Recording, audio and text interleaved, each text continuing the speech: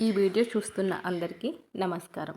ఏపీలో కొత్త రేషన్ కార్డుల పంపిణీ తేదీలు చూస్తే కొత్త ATM size QR code ration కార్డులు ఆగస్టు 25 నుండి 31 వరకు పంపిణీ చేయబడతాయి.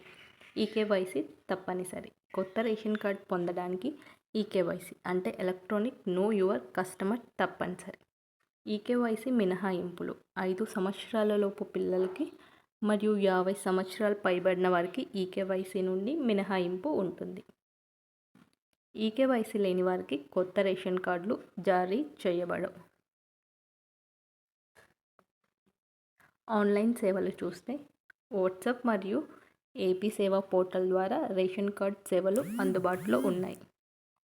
అందుబాటులో ఉన్న సేవలు కొత్త రేషన్ కార్డు కోసం దరఖాస్తు చేసుకోవడం, సభ్యులను జోడించడం లేదా తొలగించడం, అడ్రస్ మార్చడం, రిలేషన్షిప్ మార్చడం వంటివి చేయవచ్చు. అవసరమైన documents: Aadhaar card, address proof, passport size ఫోటోలు మరియు పిల్లల కోసం పుట్టిన తేదీ సర్టిఫికేట్ వంటి డాక్యుమెంట్లు అవసరం.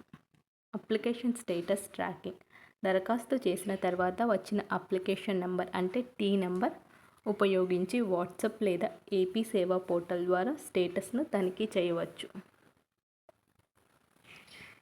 కార్డులో తప్పులు సరిచేసుకోవడం: పేర్లు, రిలేషన్షిప్, అడ్రస్ మరియు చనిపోయిన వారి వివరాలలో తప్పులు లేకుండా చూసుకోవాలి.